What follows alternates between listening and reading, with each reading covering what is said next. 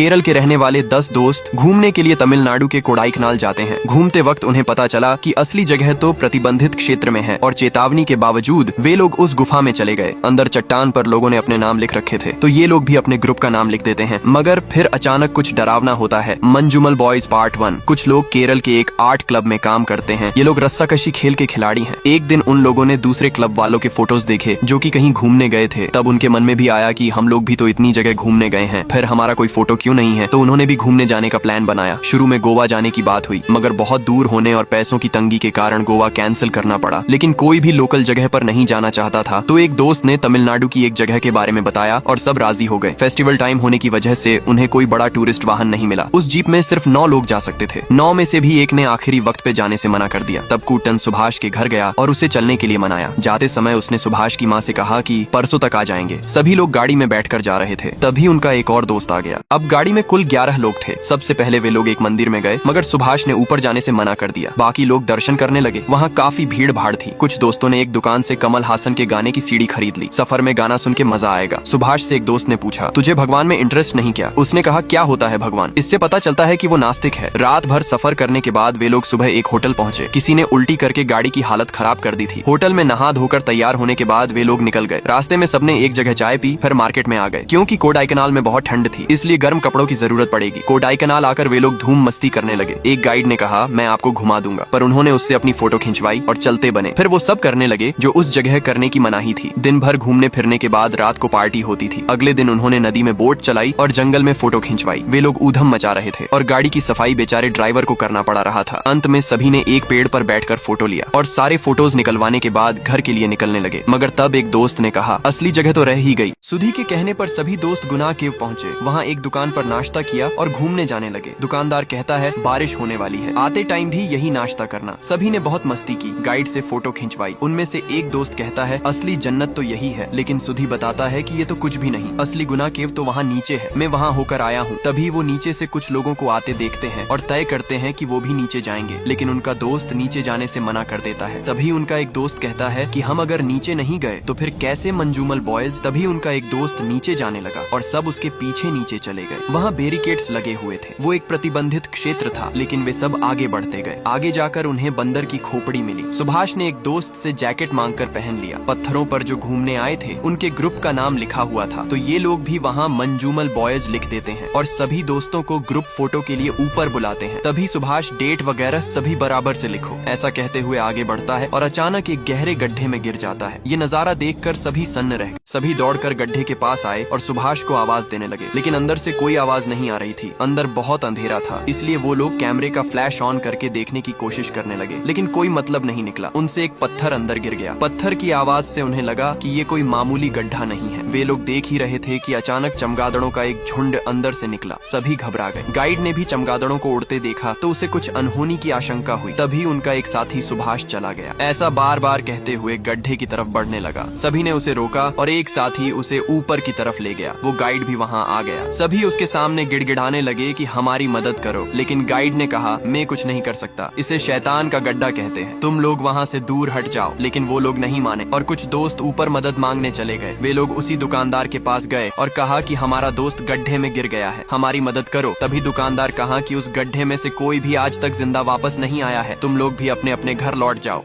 साथ चलने से साफ मना कर दिया। तभी उसकी लड़की कहती है कि पुलिस स्टेशन में जाना चाहिए, लेकिन दुकानदार ने उसे डांट कर चुप कर दिया। बार बार कहने पर वो साथ चलने को तैयार हो गया और कहा कि नींबू साथ रख लो। बाकी दोस्त प्रसाद को लेकर पुलिस स्टेशन के लिए निकल गए। दुकानदार उस जगह पहुंचा और कहा कि गड्ढे के पास से हट जाओ, तुम जैसा सोच रहे हो वैसी जगह नहीं है ये, वो अब वापस नहीं आएगा। तभी सब लोग आसमान की तरफ देखते हैं। मौसम बन चुका था और बारिश होने लगी। इधर वे लोग पुलिस स्टेशन पहुंचे और सब कुछ बताने लगे। जैसे ही पुलिस वालों ने गुनाह केव का नाम सुना, वे भी घबरा गए और कहा कि तुम लोग वहाँ क्यों गए, जबकि वो एक प्रतिबंधित क्षेत्र है। वहाँ बोर्ड भी लगा हुआ है, गलती तुम्हारी है, तुम्हारा दोस्त अब कभी नहीं आएगा। वहाँ अभी तक 13 लोग गिर चुके हैं, कोई भी वापस नहीं आया। इधर दुकानदार भी वहीं बता रहा था कि इस गड्ढे को शैतान की रसोई कहते हैं। अंग्रेजों ने इस जगह को ये नाम दिया था। पुलिस वाला बता रहा था कि उस मिनिस्टर के बेटे के क्रियाक्रम के लिए एक हड्डी लाने पर भी लाखों का इनाम था। पूरी फोर्स को लगा दिया गया, फिर भी उसको बचा नहीं पाए। तभी उनका सीनियर ऑफिसर आया और आते ही सभी दोस्तों को मारने लगा और कहा कि तुम लोगों ने ही अपने दोस्त का मर्डर किया है और झूठी रिपोर्ट लिखाने आ गए। उन चारों पर ही FIR करने को बोलने लगा। शाम का वक्त हो चला था। बारिश का पानी अब गड्ढे की ओर बढ़ने लगा और कहानी फ्लैशबैक में चली जाती है, जहाँ सुभाष अपने दोस्तों के साथ लुका छिपी खेल रहा है। वो एक ड्रम में जाकर छुप गया। सभी दोस्त तो मिल गए, लेकिन सुभाष नहीं मिल रहा था। सभी उसे आवाज लगाते हैं, लेकिन जब वो ड्रम से बाहर निकलता है, एक घने जंगल में खुद को अकेला पाता है। आगे फोटोग्राफर फॉरेस्ट गार्ड के पास गया और कहा कि कुछ लड़के घूमने आए थे, उनमें से एक गड्ढे में गिर गया है। बेचारा गार्ड अपना खाना छोड़कर उनकी मदद के लिए जाता है। इधर सभी दोस्त पानी को रोकने की कोशिश रहे थे, लेकिन पानी था कि रुकने का नाम नहीं ले रहा था। दुकानदार ने उन्हें बहुत समझाया, लेकिन वे नहीं रुके। उतने में वो फॉरेस्ट गार्ड भी वहाँ आ गया और सभी को भगाने लगा, लेकिन किसी ने उसकी एक नहीं सुनी। देवेंद्र शिवा से कहता है कि तुम कुछ दिनों के लिए अपने साथियों के साथ अंडरग्राउंड हो जाओ, यहाँ मैं सब संभाल लूंगा। एक दिन लीला सभी के लिए जंगल में खाना लेकर गई। सभी तो खा लेते हैं, लेकिन शिवा खाने से मना कर दिया।